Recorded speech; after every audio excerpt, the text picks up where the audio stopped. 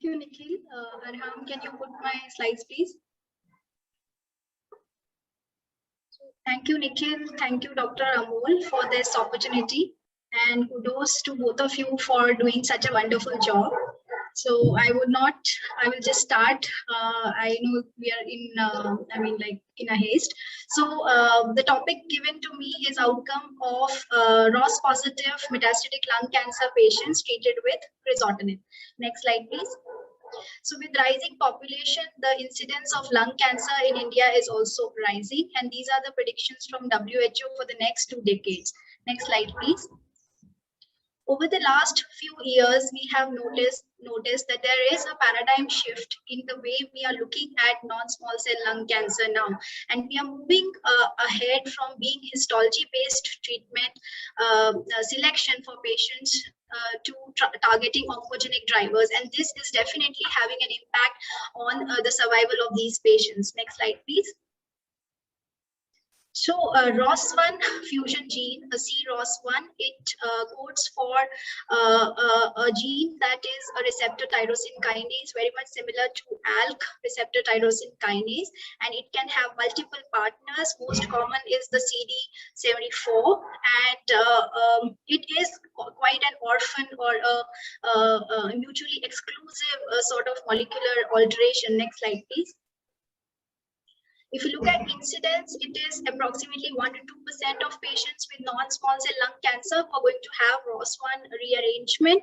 If you look at the Asian population or the East Asian population, because we have the data for that group, and the incidence may be up to 3%. Next slide, please. So phenotypically, the patients are quite similar to those who have ALK sort of molecular alteration, female predominance, Asian predominance, non-smokers, and adenocarcinomas. But definitely the phenotype is not indicative of ROS1 positivity, and hence ROS1 testing should be considered in all eligible patients with advanced non-small cell, non-squamous lung cancer. Next slide, please. So we are familiar with the testing. The gold standard is the break apart FISH, and more so these days we are more comfortable with RT-PCR, because at the same time you are able to look for all the molecular alterations rather than doing the test subsequently. So like I said, this molecular abnormality is quite mutually exclusive, and supposing you find an EGFR mutation along with a ROS1 rearrangement, you need to check with the RT-PCR, and most probably you are going to find out that the FISH was false positive. So this mutation is very much mutually exclusive with other molecular alterations. Next slide, please. So this is the largest study, and which established the role of crizotinib in ROS1 rearranged advanced non-small cell cancer patients. This is the updated result from the Profile 1001 study published in 2019 by Shaw et al. Next slide, please. So we know the Profile 1001 study, and this is the ROS1 expansion cohort. Patient number was 53. These patients were positive for ROS1 by local molecular profiling. PS was 0 or 1. There was one patient with PS2 as well, and stable brain metastases were included.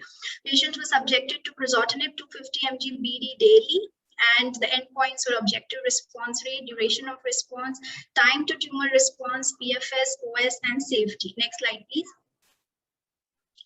So majority of patients were female, age less than 65, quite well distributed, white as well as Asian population, good PS, never smokers, adenocarcinomas. Next slide, please. So these are the overall survival curves. So 1 year overall survival rate was 79%. Median overall survival was 51.4 months, and 4-year OS was 51%. If we look at the median follow-up, with this updated result, it goes as high as 62.6 months. The longest study, the largest study, which establishes the role of crizotinib. Next slide, please. So overall response rates were 72%. Median time to first tumor response was around 7.9 weeks. So quite good time to first tumor response. Duration of response was 24.7 months, which was actually increased in the updated Profile 1001 study with the larger follow-up. And median PFS was established as 19.3 months. Next slide, please. So irrespective of the partners for ROS1 fusion, the responses were quite well established. Next slide, please. But individually, the number was less for each of the fusion partner, but it is still established that it is the responses are irrespective of the fusion partner. And like I said, the median PFS was quite similar as compared to the first results of the profile study, and this is approximately around 62 months of follow-up. Next slide, please. So median duration of response, which was initially put up as 17 months, has increased to 24.7 months. Next slide, please.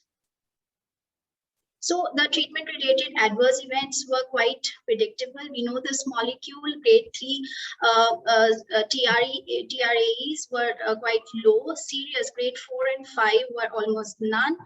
And next slide, please. So most common treatment-related adverse events were vision disorders, nausea, some diarrhea, vomiting, and grade 3 side effects were hypophosphatemia and neutropenia. Next slide, please.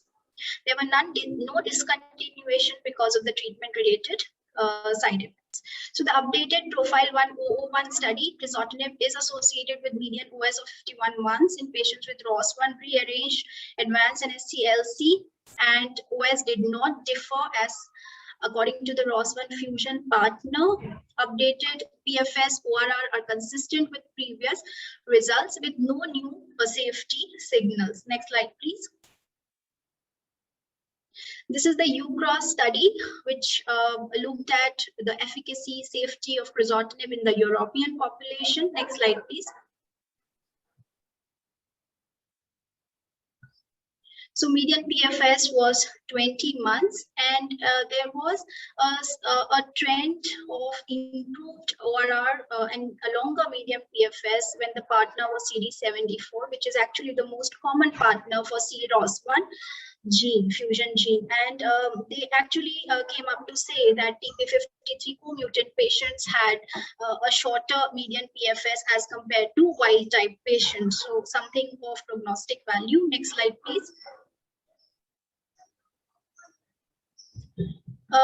Recently, the data of crizotinib in ROS1 patients has come up for the East Asian population. Next slide, please. So the ONC study designed quite similar to Profile. They did include brain metastasis if they were asymptomatic or treated or stable for at least 2 weeks, subjected to crizotinib 250 mg BD.